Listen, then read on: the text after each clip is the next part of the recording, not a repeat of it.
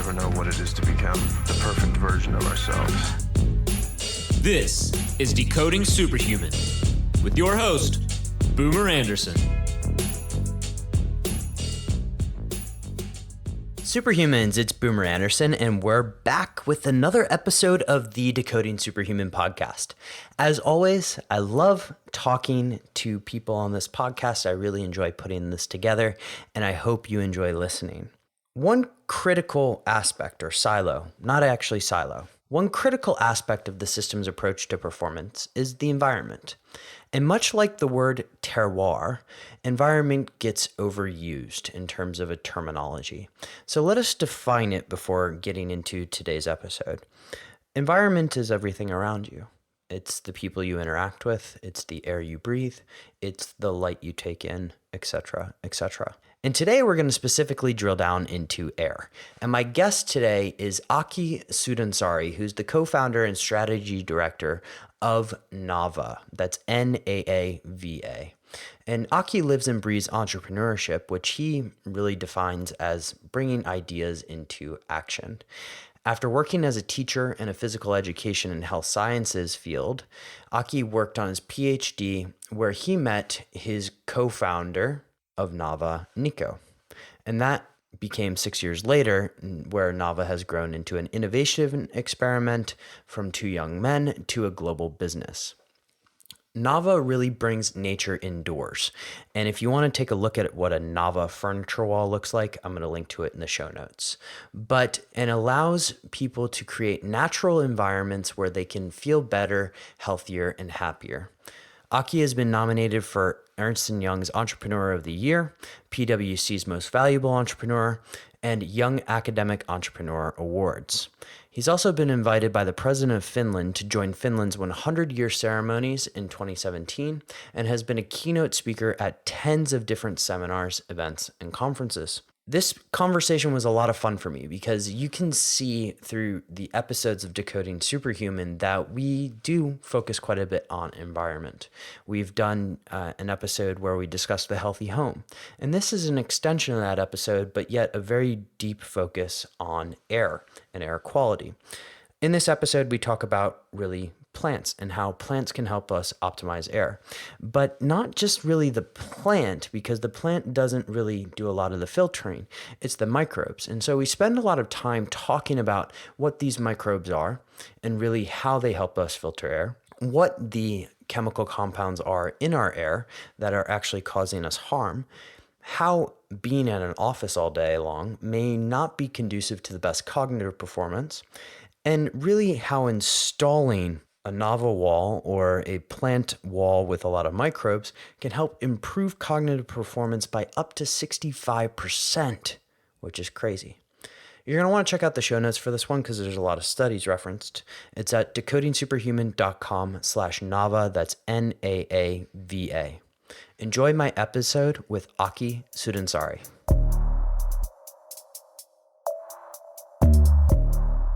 All right, so you guys are probably wondering, what are the brands of blue light blockers that I recommend? Well, one of them is the sponsor for today's podcast, and they are BlueBlox. I've had the CEO, Andy Mant, on the show before where we got into a really deep dive on blue light. And you know that if you get any amount of blue light in your glasses, no matter if it's 3%, 10%, whatever, it does disrupt melatonin production. And so Andy has created blue light blockers that hold up to the highest standards. And in fact, and I'll link to it in the show notes, you can see when he's tested it versus other brands that they always come out on top. And so quality is a thing I appreciate and is what exactly I recommend for all of our clients.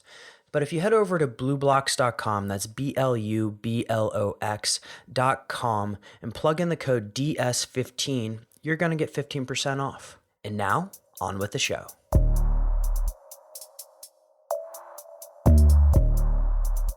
Aki, welcome to the show. Thank you, Boomer. So this is a topic that we've focused on a little bit on the podcast, and I look forward to going into deeper today because your company is very much entrenched, so to speak, with the idea of air quality.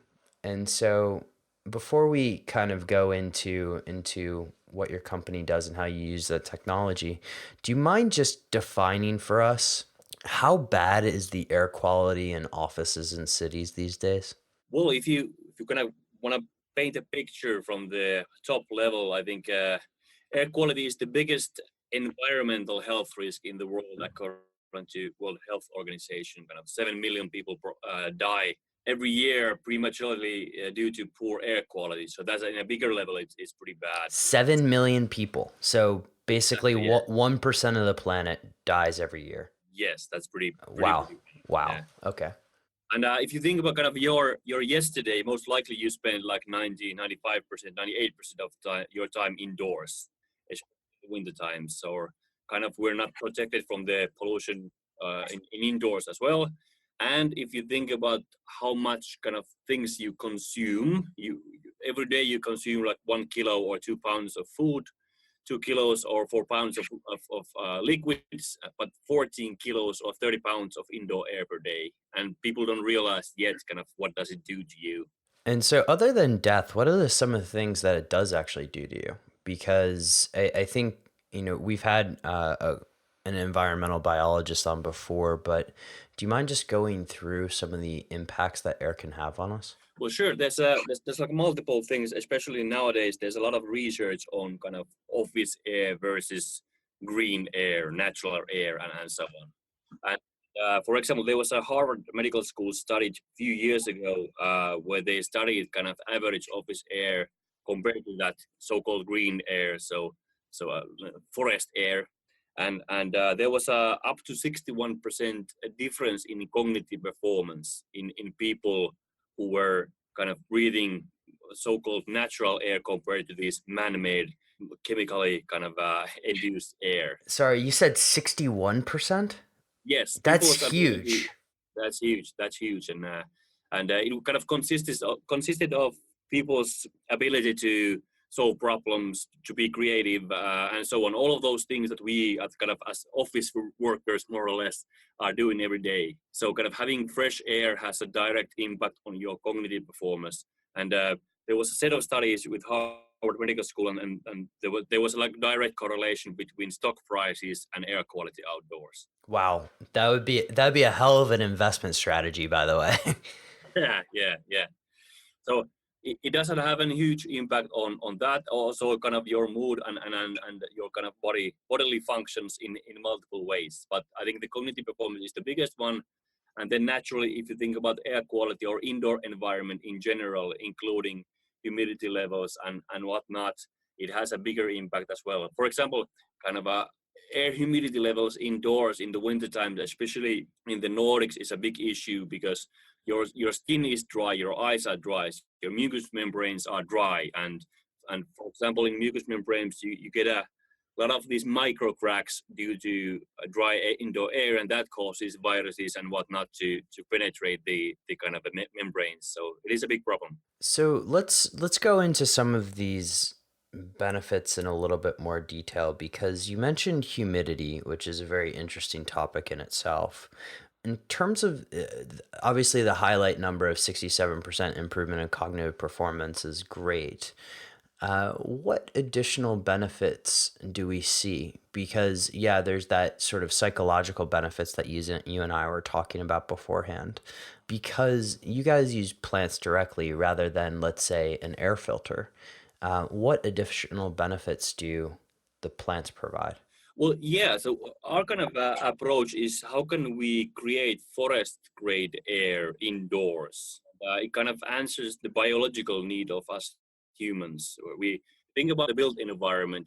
We've been living outdoors in forests and caves and so on for 300,000 years. The past 6,000 years, we've been living in some kind of a constructed environment. And the last 30 years or 20 years or 40 years, depending on where you are, we've been living in these sealed buildings. Sealed in a way that we are breathing man-made air, not natural forest air indoor.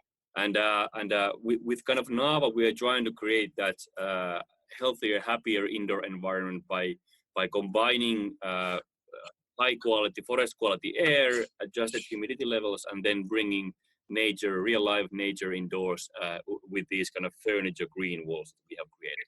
So on the indoor air quality, because I've seen one of your presentations and you say that indoor air quality is 10 times worse than outdoor. This sealed air concept and sort of man-made air. What are the problems with man-made air, and why can't we just like bottle air from the outside and bring it in, I guess? Well, that would be perfect if we could just get the constant natural airflow from outside to inside. Living in these environments where we have 4 seasons or 3 seasons and so on, naturally we need to heat the air where we are staying or spending the time the most. That means that we have kind of during the last 20-30 years we've created these energy efficient buildings where we kind of reuse the air indoors, so we don't have to kind of warm it up and so on, and that kind of causes us to breathe this recycled air, or partly recycled, partly new air, and so on. So that's a big issue kind of especially in big cities, where actually opening a window, or if you can even do that, doesn't even mean that you're kind of improving the air quality indoors. Yeah, I can imagine if you're sitting in a place like Beijing or Shanghai, like opening a window is not necessarily an option. Yeah, Even yeah. Amsterdam on some days. So I guess in terms of just kind of things that internal air quality, like first steps that people may think of are things like HEPA filters and those kinds of air filters. Are those helping the cause, or are they just further removing things from the air? Said another way, do we need to be adding things back into the air that are already missing? Well, this is a really interesting kind of a point of view. If you take an high quality air or high quality sample of air in a forest, which is kind of the best environment if you think about human biology. If you take a good enough sample out of that and then you analyze that, you can say that there's like hundreds of types of chemicals found from that air. There's tens of different molds found from that air sample. And then if you take a sample from a so-called kind of a new building where you're supposed to breathe clean air and air that is good for you, there might be tens of chemicals and maybe a few different molds.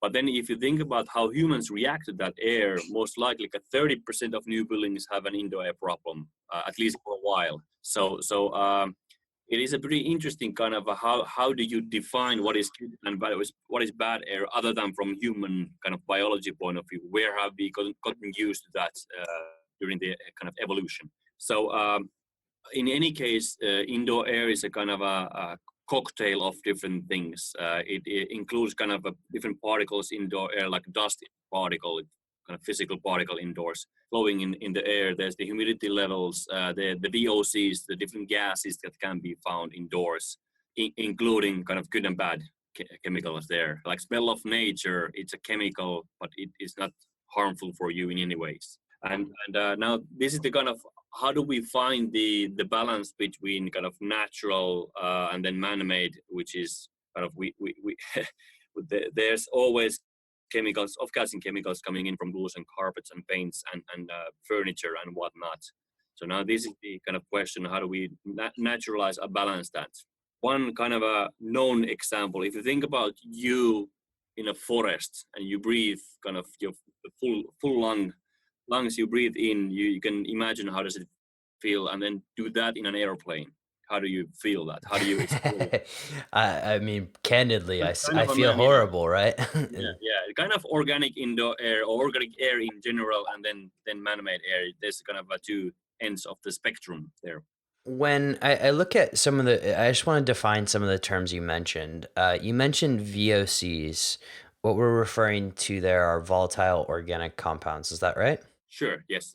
And what are some of those VOCs that commonly get into our air when we're indoors? Well, it's benzene or formaldehyde and whatnot that has been used in different ways as a butter for glues or carpets or coatings or adhesives or aerosols and so on.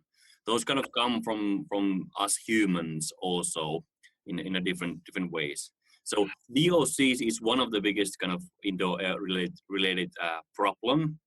Then there's particulate matter, PM 2.5, and so on, which usually comes from outdoor traffic pollution and so on. And if the building works out right and it kind of filters those physical particles, then usually that isn't a big issue indoors. Then there's microbes, and then there's temperature and humidity, kind of these kind of stuff. So the indoor environment consists of those 4, 5, 6 things. When we look at just sort of general humidity, because you and I were talking about this before we started recording, what's the problem with humidity in indoor buildings these days? Well, usually it's too dry, and especially with these energy efficient kind of sealed buildings, the mechanical air ventilation dries up the air pretty efficiently, and that usually causes like eye irritation. Your skin is dry. Your skin is your biggest organ, as you know, and if it's dry, that causes a problem. And then those examples of mucous membranes and micro cracks to those membranes, and that causing viruses to pass through and so on. There's a lot of different things. Usually, it's kind of more irritation or hindrances than bigger problems, but naturally those can lead to the bigger problems if not fixed. And even though it's a pretty simple kind of a thing at humidity indoors, it's pretty hard to find a solution for that, or at least like a healthy solution or a long-term solution for that, other than adjusting the air ventilation rates and so on, and or if you're living in a near a forest or a park, you can open your windows if you have that luxury. But if you're sitting in a town like Singapore, where, yes, there is quite a lot of green in Singapore, it's still, you're getting kicked off from the coal mines in Indonesia, whatever it is. That's not always an option. And it sounds like for humidity, it's not just a matter of like, here, let's crank up a humidifier on indoor in a building. There's better ways to do that, suffice to say, right? Well, yeah, naturally, kind of if you think about again our bodies, it should be like 35 between 35 and 55 kind of percentages the kind of the humidity levels indoors all the time, and especially I'm now sitting in Helsinki, Finland, where we have like 4 or 5 months out of pretty cold weather, and dry weather here in Finland, and it might be that for a month we have like a humidity levels of 15 degrees here in Finland, and that you can actually that's a huge problem for every one of us. I want to just chat a little bit about how you came to Nava and how you guys kind of introduced this product, because the solution is a very unique one. And to me, it's just one of those ones that was staring us in the face for, as you said, hundreds of thousands of years. But it seems to work very effectively in terms of optimizing the air internally. Do you mind just walking through kind of the origin story of Nava and how you developed this? Sure. Yeah.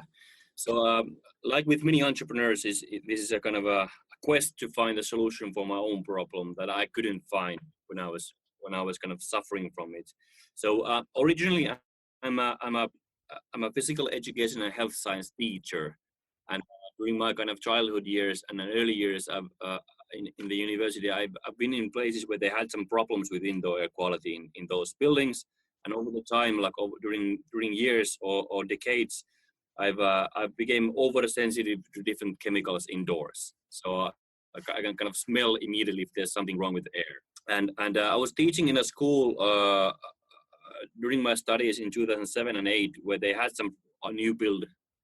a new build school which had like off-gassing chemical problem, so-called thick building syndrome case. So the building wasn't functioning well on the air quality point of view, and they tried to renovate it or adjust the air ventilation rates and whatnot there. But there was a kind of a handful of teachers who had problems indoor air with the indoor air. Within the first 3 months, I had like mild problems, like my eyes were dry all the time, mucous membrane kind of infections, and I lost my voice a lot and so on. But then after 3-4 months, I had like severe symptoms. I had like a really bad brain fog indoors, meaning that I didn't remember people's names, or I just my might have said things twice in a row, and I couldn't kind of remember that. So there were like more cognitive problems as well. I felt like I was intoxicated all the time, even though I wasn't. And the funny or kind of what made me notice that we need to just get fresh air or natural air indoors was that half of my time I was teaching indoors in a classroom. I felt really bad. Like after 5 minutes, I was like, oh God, this is going to be an awful hour or 2 hours. But then after I finished the kind of health science teaching, I went outdoors. I taught sports like half of my time outdoors. Then like after being 5 minutes outdoors, I felt good again. I didn't have any problems with my voice. I was sharp as a tool, and there wasn't any kind of those problems. If you repeat that like hundreds of times, you just miss outdoor air or fresh forest air, as I describe it. I didn't have a solution back then. I was just thinking about opening doors and windows and so on. I went back to the university to work on my PhD stuff, and I met my co-founder Nico back then. Nico was doing biological water cleaning, meaning that using these big algae pools, with the help of microbes, he cleaned like wastewater. So that has been used for 50 years or 60 years in like the water you drank today is partly cleaned biologically. Then we started kind of thinking, can we somehow create forest air indoors, or can we somehow mimic what nature does outdoors and get that indoors? And we started kind of developing these biofiltration green walls where we use microbes to clean air, and everything is kind of controlled by software or our technology. This is fascinating. So I just want to go back to the moment where you had the brain fog, so to speak, because I think there's a lot of people out there who have done the work on brain fog and have not uncovered what exactly is causing theirs. In some cases, it's really obvious, right? Like if you're consuming too much sugar, you're probably going to have brain fog. If you're having vegetable oil, like you deserve to have brain fog. But in the case of environmental sensitivities, were you able to identify exactly what chemicals affected you, or was it just broader off-gassing from things like carpets and paints? That is a big problem, and the kind of science haven't been able to do that. It's naturally it's always a kind of a cocktail of chemicals. I take a sample out of indoor air and analyze that in a laboratory. It's always tens of different chemicals and so on. Again, I never feel tired or I never feel bad in a forest, even though there's like 10 times more chemicals there. So it must be something to do with man-made chemicals, some chemicals which are not good for me. Good for me, and usually those smell of new car is one of the worst one for me, even though someone kind of enjoys or it's a it's a good thing, but for me it's not. Or I don't go to like kind of shop for my clothes or whatnot, because there's a kind of a constant kind of chemical smell in a retail shop for clothes and so on. Those kind of things is something which is kind of over the years has been a problem for me. It's just my kind of body saying that there's something wrong. It's kind of alerting me or warning me that you need to get out or you need to take care of or mind your surroundings. All right. I want to transition over into the plants and how they work and the microbes and everything, because, I've read a decent amount about this, and, Sean Stevenson's covered it in his book. I think it's called Sleep Smarter or something like that, in terms of using plants indoors just to get better air quality, right? And I've heard English ivy being one of the better ones, but do you mind going in a little bit on how these plants serve us to make our air quality better? And feel free to go completely nerdy on the science side of things. Yeah. Well, I would start by saying that plants don't purify air, and I can kind of justify that from a few angles. But actually, the kind of original study or the kind of mother study of plants air purification was from NASA in the 70s and 80s, where they researched how they clean air in space stations. Like it's an enclosed space where you cannot take the air from outside as we do on Earth. And they figure out how plants purify air. And the long story short, they figure out that, okay, plants clean air if there's a kind of constant airflow through the root system of the plants, and the air is kind of being in touch with microbes, which actually does 8% of the work on that study. They didn't have like normal household plants in soil in pots, but they had plants in pots which were active, which had like activated carbon and fans. So that's totally different from having a household plant. And the NASA study was that 98% of the air purifications happens in microbes, and only about 2% happens in the leaves, as people think that it's the leaves which clean the air. They might be a source of oxygen, but not actually kind of reducing harmful chemicals from indoor air. So that's interesting. So everything that I thought I knew in biology class, I guess you said that they do provide oxygen, but they're not necessarily the best filters. Do I have that right? Yes, exactly. So if you think about cleaning air from chemicals, harmful chemicals, plants are not efficient for that. Or you might need like tens of thousands, not perhaps tens of thousands, but hundreds of plants to efficiently do that. And kind of the efficiency in air purification regarding just plants is it's really slow. So in all of the buildings, more or less, the air changes. So the plant's kind of ability to efficiently clean air doesn't have any impact because the air changes all the time. So that's a problem. Okay, so the magic is really in the microbes, right? Yes, And exactly. so microbes it's very hard for me to describe what a microbe is, but microbes, as I understand them, we have, trillions of these things in our gut. But how are these different? Are these just microbes that are in the soil, or are they, microbes that you guys bring in as sort of exogenous microbes, if you will? Well, there's always a kind of symbiosis between plants and microbes. So what we do in our biofilters, we have gotten rid of soil in the system. There's a constant airflow through these biofilters where we're going to maximize the space for microbes to grow.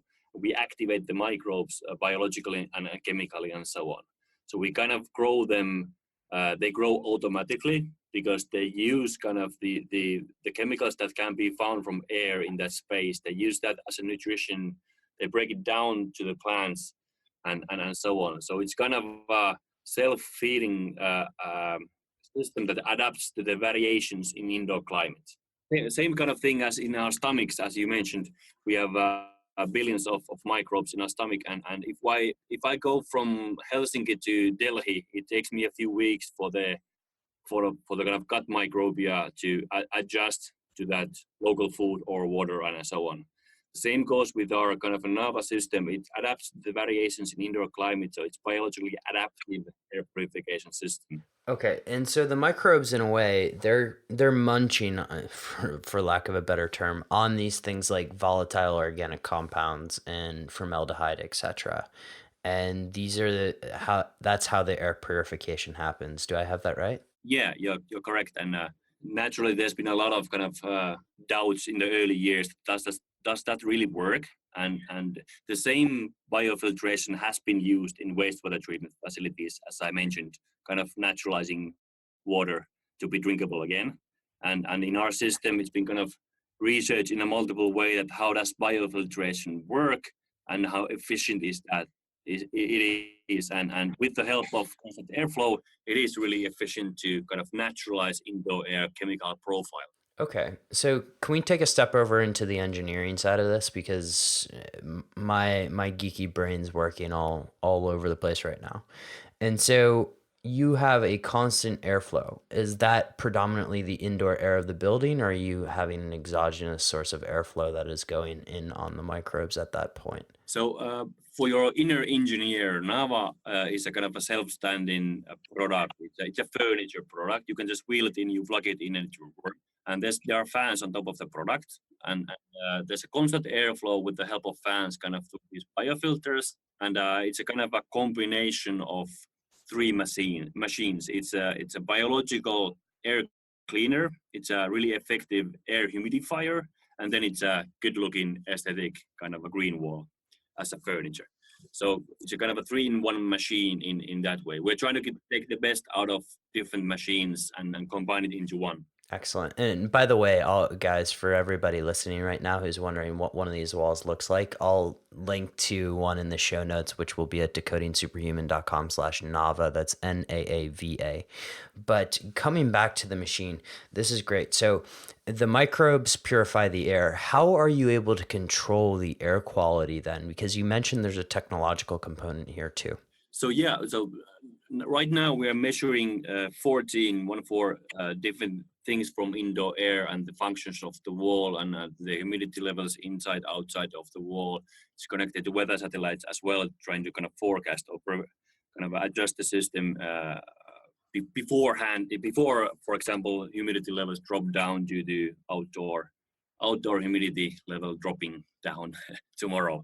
So it kind of measures everything like a Tesla car. It measures whatever's it's happening kind of surround it, and then it sends the data to the cloud, and then there's a more or less machine learning or AI system kind of optimizing air quality and humidity all the time. So it adjusts the watering cycles, the levels, the lengths, the fan speed, and lighting, and so on. So it can provide like optimal air quality all the time. Is there anything that the Nava walls can't physically remove from the air or change? Maybe not remove, but change in terms of air quality. Like, does formaldehyde still exist? In which case, do we have to deal with that in some other manner, or could the Nava solve all of this for us? So again, it kind of adapts to different chemicals that can be found from indoor air. And the main reason for that is that it is like plants don't have legs. So they are specializing in adapting to the environment where they are, where they sit. So that's one of the reasons that there's certain type of chemicals or certain type of microbes that kind of grow into these biofilters that can be, you can use the different chemicals that can be found from indoor air. It is designed to remove those chemicals. That's the number one thing it is designed for. And it can do all of those, whether it's water soluble Yeah. or not, and so on. It does efficiently clean particles as well. It's not that good as with the VOCs, and then naturally we can adjust the humidity levels, but we cannot decrease humidity indoors if that would be for some reason a problem. Mm-hmm. And usually that's probably the opposite problem of what people have, right? Okay, so how much of when I'm looking at the equation of how to optimize indoor air quality, how much does the type of plant matter? Because going back to Sean Stevenson's book, he always talks about English ivy being one of the better ones. But are there particular certain types of plants that are better than others, or is the magic really in the microbes? Well, regarding kind of efficient air cleaning, yes, it is the microbes. So again, the 2% based on the NASA study is kind of the number that the actual plant does. Naturally, it's a combination of different things. One is that are you going to be most likely or not allergic to those plants, or do they have flowering causing kind of different air pollutants coming in and causing allergy and whatnot? Then how easy are those plants to take care of? Can they survive 4 seasons? Like, do they have a biological need to drop the leaves or whatnot during the winter time? So that's kind of the user experience for plants, if you could say that. There you go. And then naturally aesthetics and how does it look like? And regarding kind of our green walls, we want them to be lushy 24/7, 365.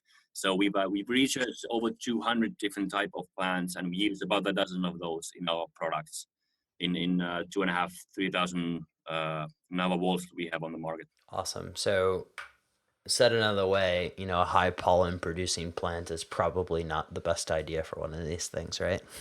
Yes. Okay. All right. So when you've installed these in companies, you mentioned the benefits to cognition earlier. What other results have you seen from some of your clients where you've installed these walls? Well, if I kind of describe myself, where do I have the most probable state of flow? Kind of, no one feels tired in a forest. Your senses alive, your thoughts fly. You give birth to great ideas, things and ideas flow. And this is me, especially when I'm running in a forest or skiing in a forest. And a forest is kind of a human-friendly environment, like a species-specific environment. And usually kind of the built environment or offices are not, especially with stale man-made air, if you have that kind of a problem. And most of us cannot work in forests, even though that would be kind of the most inspiring and the highest performing environment to do, I don't know, highly focused brain work, for example. But natural air it kind of is what brings in that kind of a flow as a one key ingredient thinking about human performance. Naturally, nutrition is one, sleep is another one, and so on. But that's something that is a passive way to interact human performance or health or happiness. The built environment is a passive way to do that. And believe it or not, and no one usually believes that, our customers, like half of the customers that get a Nava to their meeting room or open office or even homes, they say that they don't feel tired in the afternoon, which is kind of crazy. Like people optimize their lunches so they don't feel tired in the afternoon and whatnot. But it might just be that your kind of air is running out, or your air is filled with chemicals, or don't have enough oxygen or whatnot in the indoor air, and that's causing your brain to kind of slow down and so on. So that's one way to see it. And then we have done some like studies and research on kind of, can we remove the hindrances of unhealthy indoor air, meaning the stuffy air and dry air and smells and so on. That's another kind of set of things. And then naturally, can we somehow improve the cognitive performance at work by reducing harmful chemicals from indoor air and bringing in kind of natural forest air chemicals indoors? I love this. This is great because it's, we've talked many times about this on this show, about how performance is a complex system. And you seem to acknowledge that, right? It's not just nutrition, it's not just forcing yourself to do the work. It involves everything, including your environment and your air. And the way you've tackled this problem is pretty incredible. So thank you. No problem. And kind of my personal mission in this life has been to improve people's health and happiness and performance. And I have a sports background, like many of us who are interested in high performance or health and so on has. And kind of thinking about preparation for a competition or so on, like I've done like 500,000 times. It's always a holistic view on that, including also social stuff and so on. So what would be like the requirement, if you will, for maybe an indoor airspace for an office? Like, let's say you have an office and you can kind of demarcate sort of the square meters or whatever. How many plants or microbes per square meter do we need in order to is there such a thing as a very easy mathematical formula for that? Well, no one yet.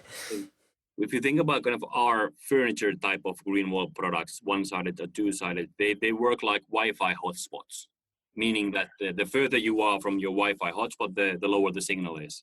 Same goes with our Nava products, which kind of naturalize and humidifies the air. It has like a 10-meter radius, more or less, and kind of, if you are in a bigger open office, let's say 400 square meters or whatnot, naturally the one Nava cannot kind of optimize the air quality in the whole office. It can kind of optimize like 40 to 60 square meters space.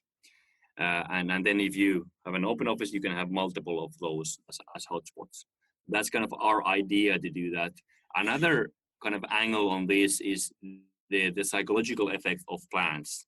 Like biophilia is a kind of known phenomenon. People's love of living things, and the reason why you choose a window seat than not choosing that, or why do you like to be in your cabin in the summer times and whatnot. So kind of wherever you look, you should have nature there. It's not possible to have windows to all directions, but please make sure, for example, that when you spend where you spend your time the most, like your desk, you should definitely have something green, because that has a direct impact to your psyche as well. So within any sort of office, if we could just give a practical takeaway for people, just having, if you don't necessarily have the novel wall or furniture, just having maybe a desk plant if you will. Is that a good tip for people to use? Well, there's plenty of people who have like a desk plant. One is like they like to have green around them. That's actually a really built-in thing for us humans. If you think about us living in savanna or in a jungle or desert, you kind of always feel safe if there's something green, and that's kind of a built-in system for us. Check out biophilia if you're interested in this. There's a lot of different stories around how we kind of fight or fight or whatever it is that's kind of fighting us. How does biophilia impact that? Interesting. So we can control our nervous system with plants. That would be amazing. Or that is amazing, actually, because we can do it. Aki, this has been incredible. If you don't mind, I want to transition just some final rapid fire questions because this is extremely useful information for people. And let's kick things off with just one which you may be a little bit biased on, but what's one area where you think people should pay more attention to when looking at the domain of performance and improving their performance? Well, that's I use this kind of a way of thinking of this like MED, like minimum effective dose approach here. What's the minimum improvement you can do that brings the kind of expected output? And in that way, kind of where do you spend your time the most, especially in the built environment? Is it your desk or is it your bedroom, or where do you do? And please make sure that the kind of microclimate is healthy. If I'm at my desk at work, I try to optimize the like 2 meters out of that. I'm trying to make sure that there's fresh air, there's enough light, there's nature wherever I look, kind of in around my screen. I have the hydration levels enough. I can sit or stand or whatever I can do within my desk, and so on. I'm trying to optimize that small microclimate environment. Or, for example, one of the worst pollutants at desk is your computer. If you have like these cubicle walls in your at your desk, thank God there's not many of those around anymore. But if you do, you're kind of reading those fire chemicals coming in from or chemicals who are trying to prevent fire within the computer, because there's a fan, it kind of circulates the air through that, and it's a really big problem with kind of your cognitive performance. So trying to optimize your microclimate, kind of an indoor climate change for yourself. There you go. I didn't actually think of that one. It's great. Is the computer itself, is it an off-gassing process or is it something else? Is the computer spitting out gases from the fan? Shut down your computer and smell it. It's pretty bad. It sounds like it'll also damage my cognitive performance. It is pretty bad, and we all know that kind of printers and so on are pretty bad as well. Same goes with a computer. And then, as I mentioned, there's like if your computer is on, there's a fan kind of circulating that chemicals coming in from the manufacturing parts of the computer, and then there's a lot of different chemicals used there, so it doesn't kind of heat up in fire and so on. Excellent. Next question is, what's your top trick for enhancing your focus?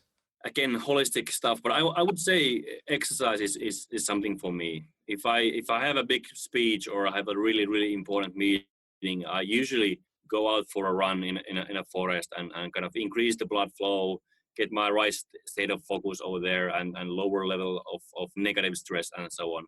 So I think it's my kind of getting my body ready in those kind of peak moments of focus. And then if I don't have to have like a peak focus, then I try to optimize as a holistic point of view, enough hydration to secure kind of the mental kind of clearness. I use calm.com, the app, and kind of a daily meditation on that as well, and so on. So there's multiple different things. I used to be a big fan of bulletproof coffee or whatnot, but nowadays it's I try to keep it simple in multiple ways. Excellent. And you said your modality of exercise is predominantly running. Do you do other forms as well, or is it just running? Well, I play semi-professionally beach volleyball. Oh, there we go. That's naturally team sports is something that's really close to my heart. But then if I'm preparing for work-related stuff, for example, it's be hard to kind of schedule that before a speech or before a, I don't know, whatever investor meeting it is. Yeah, and especially in the winters in Finland, I can imagine. What book has significantly impacted your life and how you show up to perform in it? Well, there's so many regarding this topic. I think it's Aki Hintsa, which is I don't know if he is well known in throughout the world, but the Anatomy of Winning is his book. Aki Hintsa is a Formula One doctor working with the best, highest performers of them all, including Haile Gebrselassie and those runners and so on. But he has this kind of a holistic view on happiness, kind of starting from the why, kind of why do you exist and what purpose are you filling in this world, and then he kind of goes around biomechanics and physiological and social and mental health and whatnot. That's great. You said there's so many, so I'd love to hear some of the other ones, but it's interesting that you gravitated towards Aki because, there's a national pride thing there too, right? Naturally, yeah. But, I love I it. wish I would have written that. Yeah. So he's big into the core, which I enjoy quite a lot of Aki's work. But another one kind of which I've always been kind of a different thinker, like different in a. I like to think differently, and one of the kind of that sparked my mind more or less was Tim Ferriss, as we all kind of more or less know, like 10, 15 years ago. The 4-hour work week was a kind of some kind of a spark for thinking differently from my side. Kind of how do you, whatever 4-week work week or whatever you want to do. That was a good kind of inspiration for me back in the years. Yeah, I remember reading that one. I was on a beach in my former career in finance and just thinking, how to outsource my life so that I can enjoy the aspects that I enjoy most, right? Where can people find out more about you, Aki? Well, naturally, I would like to kind of connect with other people who have like the similar kind of a mission, improving people's health or happiness or learning or performance. So LinkedIn is a good one, and then more information on the Nava products you can find from Naava.io, Naava.io, and I will be. Well, I'm speaking around these topics in every few weeks around Europe mainly, but if you have some ideas where I could kind of share my thoughts on this world, I would love to kind of go and discuss. So feel free to contact me in every way you can. Absolutely. And we'll link to all of Aki's contact information in the show notes. But Aki, this has been an absolute pleasure. I love what you guys are doing and your dedication to the science because that's truly amazing. And thank you for educating us, the audience, and everyone here today about this very important topic. Thank you for having me, and vice versa. I love what you guys are doing, and enjoy the trip to human performance and decoding superhuman. Thank you. The show notes for this one are at decodingsuperhuman.com/Nava. That's Naava. And to all the superhumans listening out there, have an absolutely epic day. Superhumans, before you go, 2 asks from me. Number 1, if you can head over to iTunes or wherever you listen to your podcasts and just give us a 5-star rating, it really helps get the word out. Number 2, if you can give us a little feedback, send us an email at podcast@decodingsuperhuman.com. Those of you that have actually taken advantage of this know that I read and respond to each one. Thank you so much for listening and have an absolutely epic day.